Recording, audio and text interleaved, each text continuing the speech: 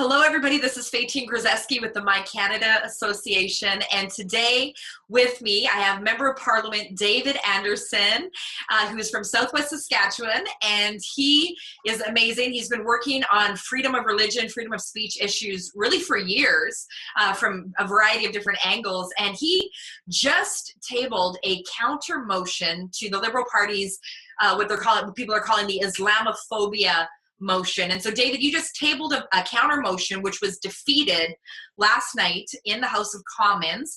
And I'm wondering for our viewership out there, if you could maybe give a bit of a recap as to what your concerns were about the Liberal motion, Motion 103, that's been put forward, and what exactly you were proposing, and then we can just talk back and forth from that point. Thank you so much for being here with us today. Oh, it's good to talk to you. Thanks for the invitation. Obviously, the Motion 103 has been put forward by Iqra Khalid, a young Liberal MP, a rookie Liberal MP, and it calls on basically us to condemn religious discrimination and persecution across Canada, but it focuses first of all on Islamophobia. And so when we looked at that, we said, well, there's a problem around the word Islamophobia because most people don't understand what it means, or if they have a definition, it's often different than other people's definitions. And we just thought we're going to have some trouble supporting this the way it's written. We went to her and asked her, would you be willing to make an amendment to your motion and put in hatred against Muslims, something that we can identify that's got strict definition around it? She said, well, I've got to go talk to the cabinet or to the PMO, and came back and said, no, she's not interested in doing that. So we just thought this, we couldn't support this the way it was. So we came forward with a motion that was more inclusive, and rather than just mentioning Islamophobia, it mentioned the top 6 religious faith groups in Canada, and then said in all other religious faith groups in Canada. So we're being very inclusive. We wanted to have a good discussion about religious discrimination, the pressure on faith in Canada. Unfortunately, the discussion got somewhat derailed. Liberals decided they couldn't support our motion. They really wanted to put the focus on the word Islamophobia, and that's kind of where we stand now. So we had a vote on our motion last night, a motion that called on us to condemn the violence in Quebec City. It called on us to examine the issue of religious discrimination and pressure across Canada, and then called on the Heritage Committee to move forward as well to basically study hate crimes, but also to try to come up with some sort of direction about how we might deal with religious discrimination in Canada. They decided they didn't like our motion, and so it was defeated last night. So Ms. Khalid's motion will go ahead about a month from now, apparently. She'll have the second hour of debate, and then we will vote on her motion. And if that passes, then I guess there are some instructions in that to go to the Heritage Committee as well, and we'll see where that goes. Mm-hmm.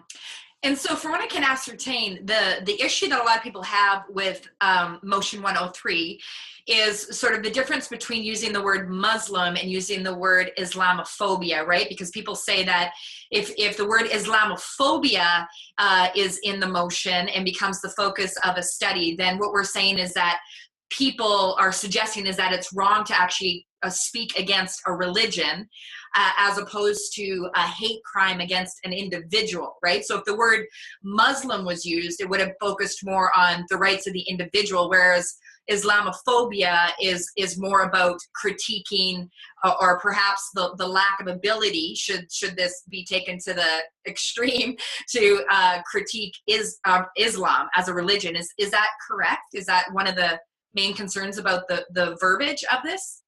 I think so. I think our main concern was actually the wide application of that word. So even in the debate in the House of Commons, I think it kind of showed through. There were people who were basically implying that if we didn't support their motion, then that somehow makes us Islamophobic. And there were others that they were talking about, brought forward the suggestion that other members were actually responsible for the violence in Quebec City. They were the ones fomenting it. They called that Islamophobia.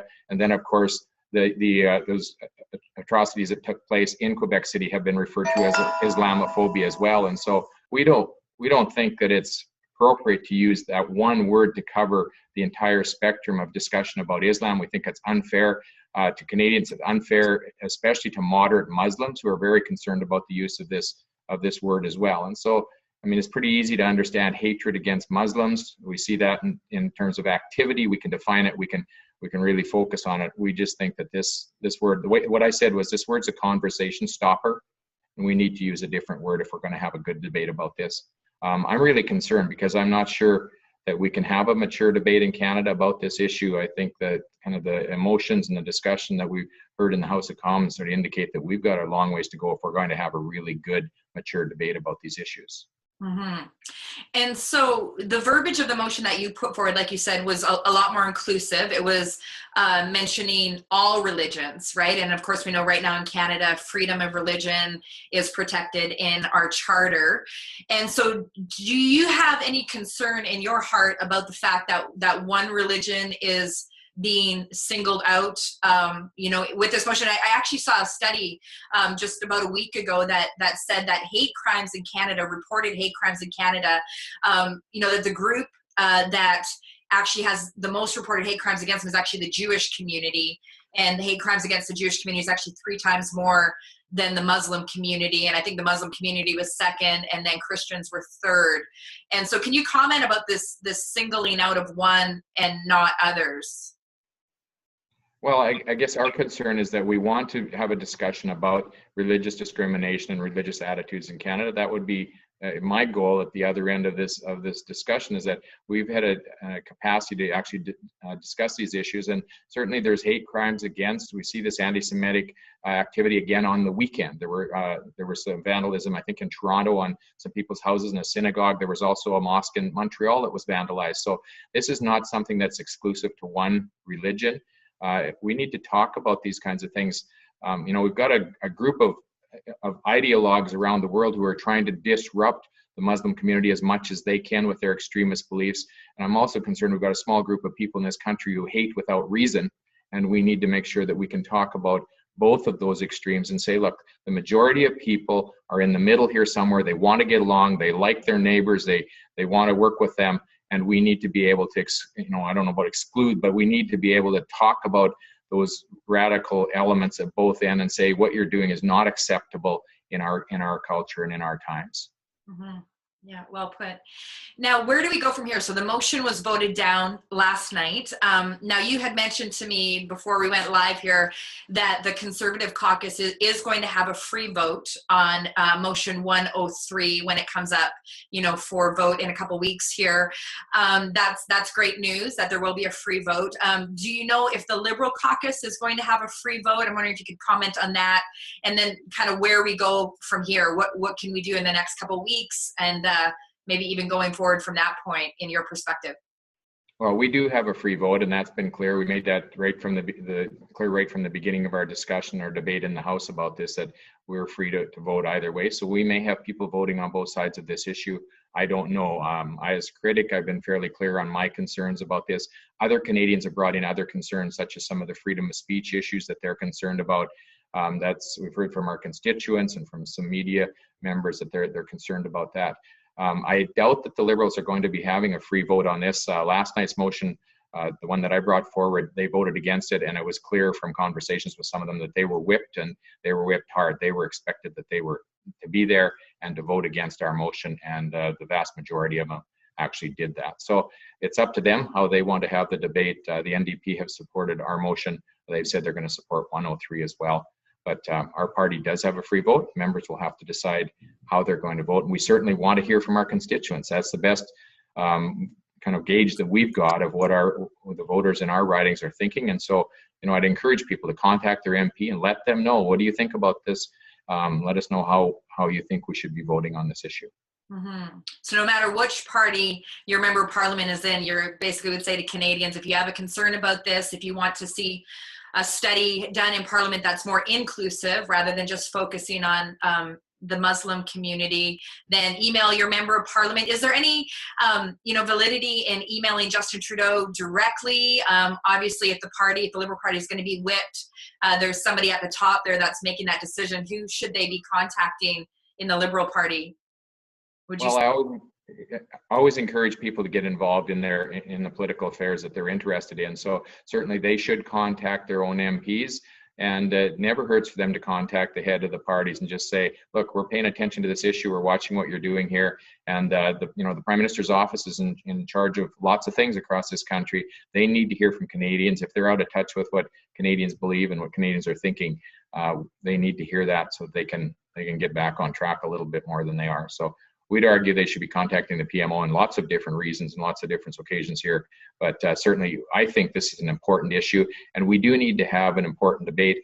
Even if Ms. Khalid's motion passes, that's not the end of the discussion, because it will be going to a committee. So people have the opportunity to say, look, if you're going to have these discussions at committee, this is what we would expect that you would include in those discussions. And perhaps, even though her motion isn't as inclusive as we would have liked to have seen, it looks like the Liberals will be passing that motion, and we're going to be having a debate later about this issue, so people can contribute to what the topic of that debate might be.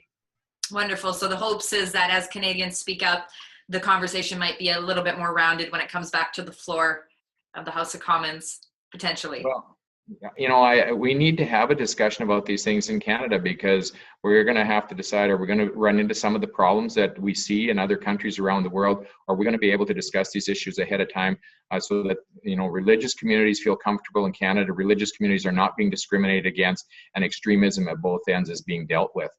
So, you know, I think that we need to continue to have this discussion. I look forward to, you know, to doing that in the future. We work on these religious freedom issues around the world.